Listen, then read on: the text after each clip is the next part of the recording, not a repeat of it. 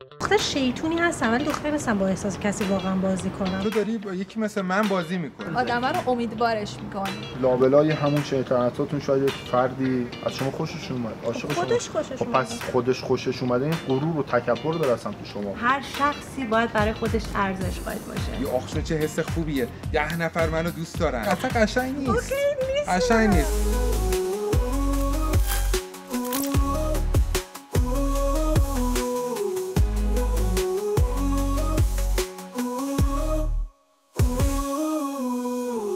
این سری اگر اجازه بدن بانوان عزیز، ما از سر صحبت از اشکان شروع کنیم. خانم سروناز یه صحبتی کرد که من خیلی تو فکر فرو رفتم و خیلی متأثر و متاسف شدم به خاطری که ایشون گفت منم تو رابطه میرم صدمو نمیذارم، واسه چی این کارو بکنم؟ خب به نظر من آدمایی که با احساس هستن، من خودمو میگم خیلی ضربه از این قضیه خوردیم. توی رابطه رفتیم، طرفم گفته خب حالا چرا من این قضیه رو چیز بکنم، حالا بذار یه تستی ازش بگیریم ببینم چه، و منی که میام اینجا و صدمو میذارم، خب سر این قضیه که حالا طرف واسش جنبه فانی داره، 6 7 نفر هستن، حالا بذار حالا اشکانم باشه یه تستی بگیریم ازش.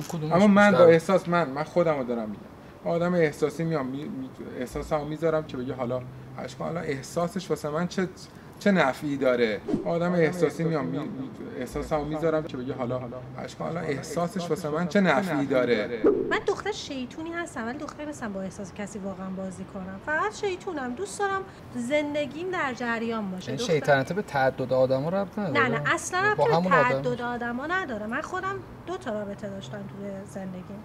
بگذر از قبل از 23 از 23 سالگی بعد، ولی قبل از 23 سالگی چرا خیلی شیطنت می‌کردم. پسرام میومدن نمیخونم اون گریه می‌کردن. یه روز مامانم گفت بس دیگه، چرا با پسر مردمی کار می‌کنی؟ نه میبرن زیر بارو گریه. حالا مثلا تو 17 سالگی شید اصلا کرمم بوده، اصلا دوست داشتم این کارو بکنم.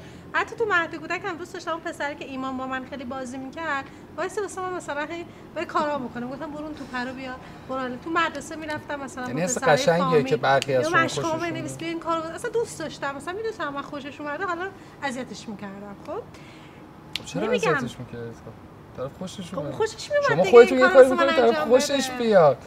حالا خوشش اومده شما اذیتش میکنید. خوبه دیگه، اون آدم دوست داره مثلا بیاد مشق منو بنویسه بره مثلا. واقعا لابلالیه که عاشق دوست. الانم به همین رسیدی که 6 نفر رو با هم دیگه سر کار میذارن. نه 10 ثانیه صحبتشون مونده تو چالنجشو. بگو. من دارم میگم که الان من هیچ وقت نمیام با 5 6 نفر اصلا دوستی کنم. قبلا هم اینطوری نبودم. چرا اونجوری؟ حالا داره صادقانه میگه. من واقعا صادقانه دارم میگم. ولی منظور من اینه که نباید آزادی هم بگیریم. وقتی وارد رابطه میشیم مثلا طرف مقابل من میاد 100 واسم میذاره، ببین اون به خاطر خودش. سپاسگزارم. شما چالنجتون رو گرفتی، جوابشون رو یه دقیقه نمیتونید. ببین همیشه خودشون اشاره کردن یه حس دوست داشتن و لذتی درونی بهشون میده. واسه همین از بچگی این شکل گرفته اومدی الانم میگی خب حالا بذار اصلا طرف میدونی با معیاراتم نمیخونه ها، اما تو وجودت دوست داری یه جوری سر کارش بذاری. میگی خب حالا معلم حقوق، اما این دوست داشتن رو دوست داری. میگی حالا بذار حالا چون دوست داره منو، حالا احساسشو به بازی بگیرن، لذت داره واسه 4 5 نفر دیگه هم همین کارو میکنی، اما چون میگم تو ناخودآگاه لذت میبری از این حسه که ببینی 6 7 نفر یه جا دوستت دارن، یه آخشون چه حس خوبیه، 10 نفر منو دوست دارن، 20 نفر منو دوست دارن من ابراز علاقه میکنن. میبینی اصلا قشنگ نیست.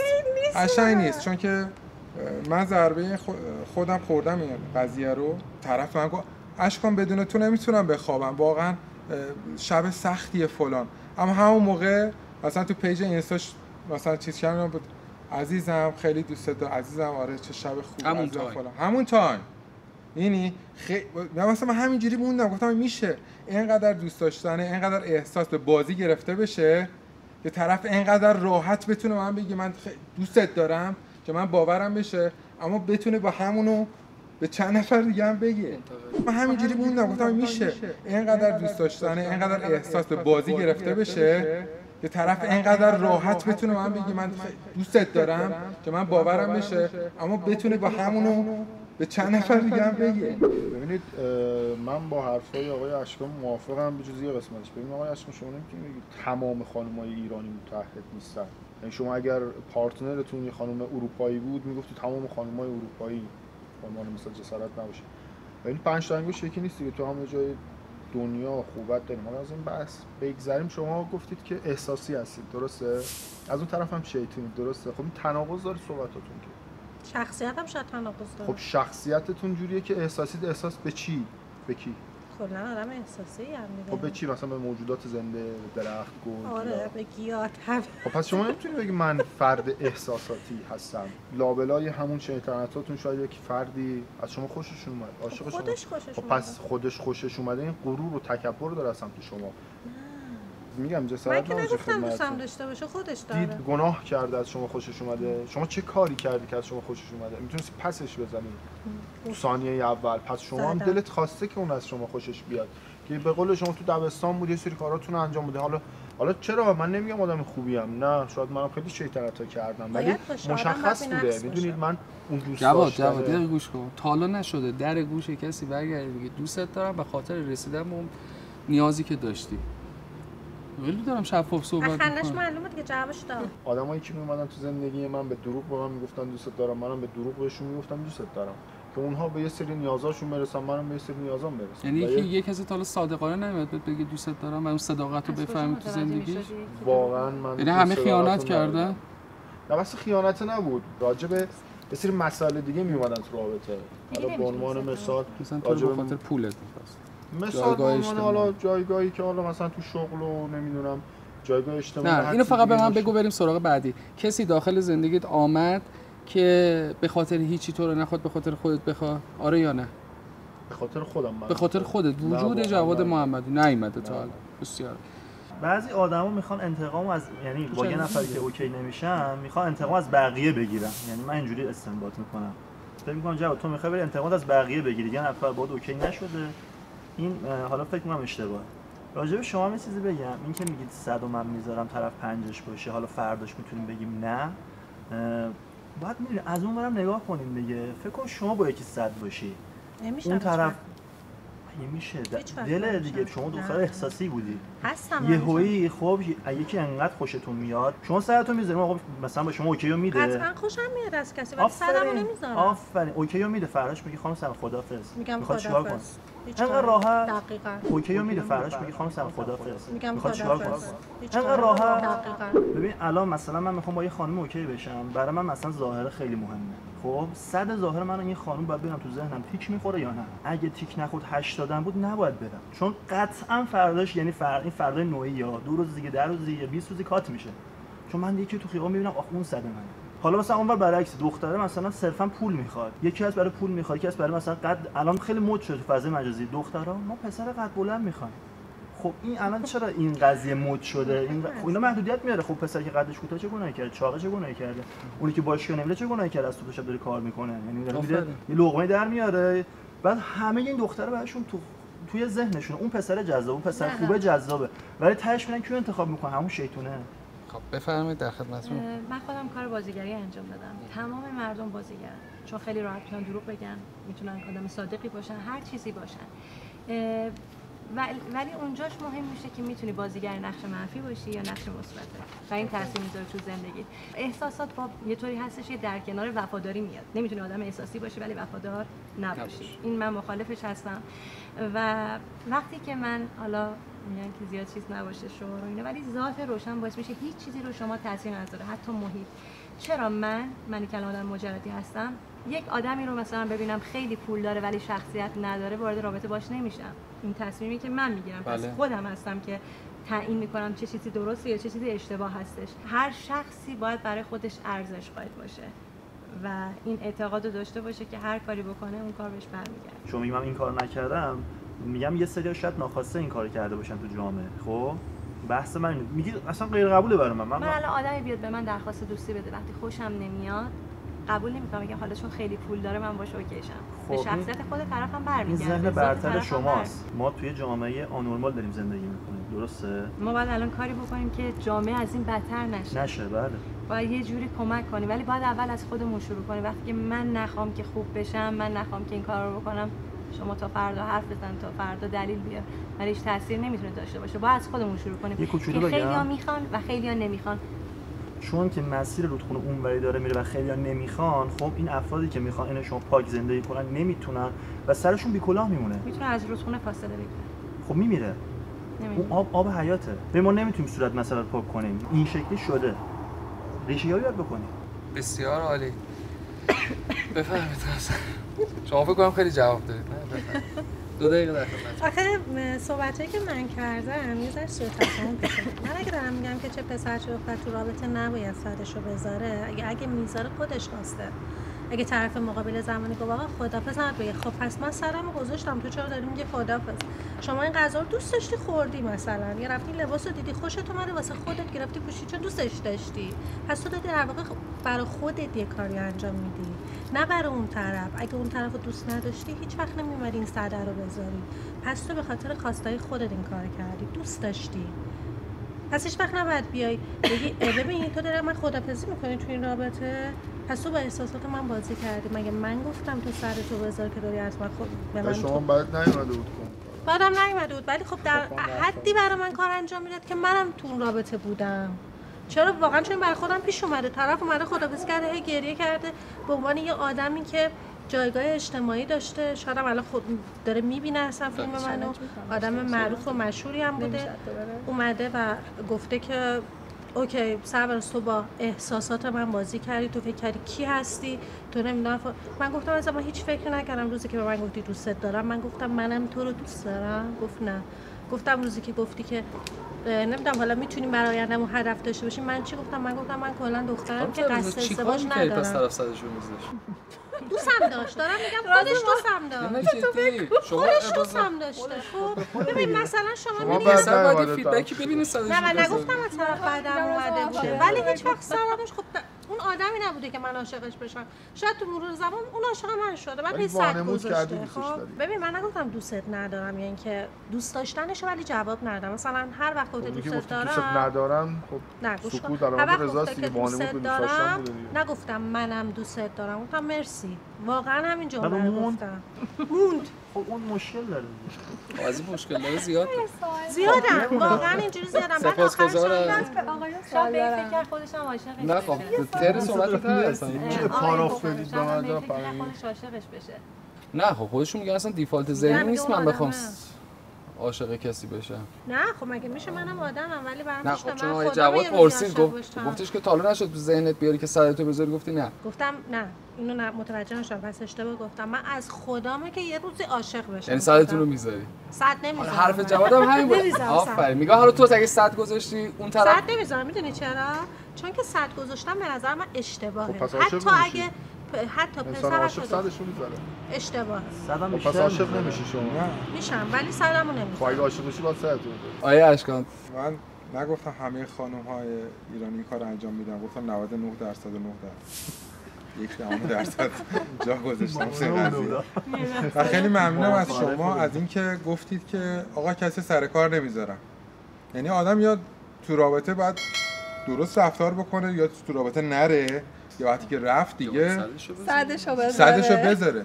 این چه کاریه؟ خب چرا تو داری با یکی مثل من بازی میکنی. خب من شما نه شما ببین من هدفم نه ازدواج نه دوستی فابریک، دوستیم. بعد اون میگه خب باشه دوستی. خب این دوستی مگه تو واسه ما واسه توی فرهنگ ما مگه تعریف شده؟ خب شما میتونی بگی آقا من 5 6 سال زندگی مثلا اونور زندگی کردم میدونم. شما میتونی یه فرندشیپ بیاری، یه ریلیشنشیپ. شما الان مگه تعریف شده است تو فرهنگ ایران؟ ببخشید ما فرندشیپ هستیم تا فلان. الان هر دوستی که طرف وقتی شما رو به چشم دوست دختر میبینه، شما از همون لحظه اول داری با احساس طرف بازی میکنی. گفتم دوستم نداشته باش میتونم بری. آها خب مشکل داشت. من گفتم طرف گفته دوستت دارم چیکار کنم؟ گفتم میخوای باشیم باش. آها میخوای باشیم باش. پس طرفو نگه داشتی. نه گفتم خودت طرفو باری کلا طرفو نگه داشتی. خب این اصلا خیلی کار بدیه. من الان ببخشید من به این خاطر میگم شما سعی می‌کنم طرفدار خانوما باشم. من دارم میبینم اینو متاسفانه. ولی من در این حد هستم. الان مود شده، الان همه دارن همین کارو میکنن. تو نمی نگه می‌دارن، الان نگه می‌دارن. پسر میتونه بگه خب آقا اصلا موضوعی اصلی شما چرا اکسپت می‌کنی وقتی که نمی‌خواد؟ خب وقتی که کسی مثل من اگه آدم خوبی بوده، خب آدم خوبی بوده چرا نگرش نداشتی؟ ولی من نمیخوام. بچه‌ها سپاسگزارم. ولی من نمیخواستم خیلی جدی باشم. خب چرا نگرش داشتی؟ ببین آخه من نمیخواستم جدی باشم و طرف مقابلم هم گفتم من در این حد هستم، جدی نیستم. رابطم انقدر جدی نیست که تو داری فکر میکنی. یا حتی مثلا برنامه‌ریزی واسه آینده کرده، گفتم نه نکن. میخوای منو به مادرت نشون بدی؟ نه نمیام.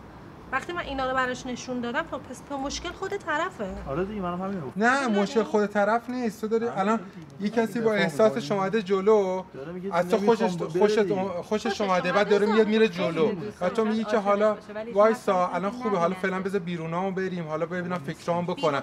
نه داری خب پس چی چرا پس ادامه صحبت میکنی؟ خب وقتی من پیشنهاد داده، نه که صرفا طرف همکاره دلیل بر ادامه اون رابطه. نه میخوام اینو بهت بگم که منو میدیده همش. خب وقتی هم که باهاش کات کردم دائما منو میدیده و گفتم من تو دوست دارم. من شما موندی تو اون رابطه خانم؟ نموندم، اومدم بیرون دیگه وقتی فهمیدم دیگه خیلی جدی شده. منو به مادرش آها اون موقع که دیگه بدبخت خوبی دیدن، حالا خدافظ. موقعی که طرف دیگه احساس پیدا کرده یه خدافظ. ببینی چرا اولش رفتی؟ چرا امیدوارش کردی به رابطه؟ چرا کردی؟ ته فکرت و دلت خودتون هم میدونید این کارو دارید انجام میدید. منم دوست دارم، منم عاشقتم، بریم با هم سفر. صدمو بذارم. شما شاید کلامی نگفته باشه ولی قطعا از نظر رفتاری خب گفتم، خندیدم. خودت هم میدونی این کارو میکنی. پایان بازه دیگه. می‌بینی؟ نه شما خواستی خانم سربازی آخر ببینی یا نه؟ با بی‌توجهی شخصی امکان رو برن. ولی اون شخص انقدر عاشق بوده که با بی‌توجهی شما بیشتر جذب شده و تو هم این قضیه رو دوست داری. و تو لذت میبری این قضیه. همونطور که من گفتم خودش هم میدونه. آقا فضیل و شما از این که یکی دوست داشته باشه. من منظورم شما الان یه نفر دوستتون رو داشته باشه لذت میبرید. واقعا لذت. مگه تحصیلش نداشته باشم رهاش میکنم. ببین خیلی جدی. من دیگه رسیدم به سقف رها کرد. طرف خواسته خواستگاری کنه. 20 ثانیه اشکال جمع‌بندی کن. بچه‌ها من منظورم شمایی که اینجا نشستی نیست بگم شما شخصیتت تارگت من که میبینم دارن همه به این سمت دارن میرن، یعنی اصلا احساس و صحبت کردن راجع بهش خیلی مسخره شده. 20 سال پیش اگه دختری مثلا بعد 2 روز بهت میگفت عزیزم تو میگفتی آو عزیزم، اما الان تو خیابون طرف عزیزم فلان، یعنی یه واژه‌ای شده که همه دارن به کار میبرن. خیلی هم حیفه که میبینم دارن همه به این سمت دارن میرن، یعنی اصلا احساس و صحبت کردن راجع بهش خیلی مسخره شده. با آقای اشکان که مداماً میگن که همه خانم‌ها اینجوری هستن، به شدت مخالفم، چون همه خانم‌ها اینجوری نیستن. شاید خیلی هستن ولی خیلی نیستن. یک دوم این که به دلیل اینکه من خودم 2-3 سال پیش یه آقایی بود که خیلی به من ابراز علاقه میکرد که من خیلی تو رو دوست دارم. مثلا من فکر کردم دیگه خیلی، یعنی دیگه گفتم به دوستان، گفتم دیگه اصلا این خیلی عاشقم، من با این ازدواج میکنم 100% فلان.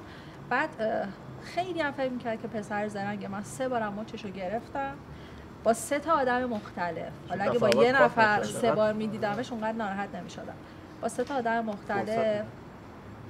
بعد پس فقط این موضوع برای خانم‌ها نیست، برای آقایون هم هست. یعنی یه جوری منو گول زده بود که اصلا فکر می‌کردم دیگه عاشق‌تر از این وجود نداره. این از این. برای خانم‌ها سربنازم می‌خواستم منم همینو بگم که چه خانم چه آقا نباید از هم دیگه استفاده ابزاری بکنیم. اگه قرار کنار هم باشیم، حالا خودش خواسته کرده. با اینم مخالفم، چون که ما ممکنه تو کلاممون نگیم، اما با رفتارمون، با لبخندمون، با دیالوگمون، با ارتباطی که با اون آدم داریم، اون آدم رو امیدوارش میکنیم. ممکنه بگیم نه من از تو خوشم نمیاد خب، ولی 4 تا باش بگو بخندم میکنیم، بعد یارو میگه که حالا شاید تو حرف گفته. نه دورو نیستم، راحت میگم، ولی نه اون این طرز فکر تو وجودش تو ذهنش ایجاد میشه. فکر کنه بعد بیاره رو زبون بگه. آره ولی آدم حرف بزنم با هم، من که حرف زدنشون هم تأثیری داره. نه یه وقتی بعضی از آقایون به نظر من مثلا یه آقایی میاد خیلی راحت میگه من رابطه جنسی میخوام، من هیچ وقت نمیگم اون آدم اشتباهیه، میگم یه وقتای آقایون نمیتونن خیلی دیالوگا رو خوب بیان نمیکنن، خیلی حرفای یهویی میزنن، نمیتونن نظرشون رو خوب بگن. منظورم این بود که شما یه وقتی یه آقایی رو امیدوار میکنی با رفتارت، شاید تو کلامت نگی ولی با رفتارتون رو امیدوار کردی. من حقیقتا با احساسات خیلی بازی کردم و میکنم و خواهم کرد. آقا رابطه جنسی یه چیز دو طرفه است. خیلی چیزا واقعا به خودمون برمیگرده. اون باعث میشه که ما آدم خوبی باشیم یا آدم بدی باشیم. واژه گول زدن یعنی چی؟ وقتی من دارم میگم چیز وقتی که من دارم میگم یه لذت دو نه وقتی میگم یه لذت دو طرفه است. اصلا پسری که آدم واقعا دوست داشته باشه میتونه رابطه جنسی نباشه. آقا من زخم خورده همه رابطه‌ام.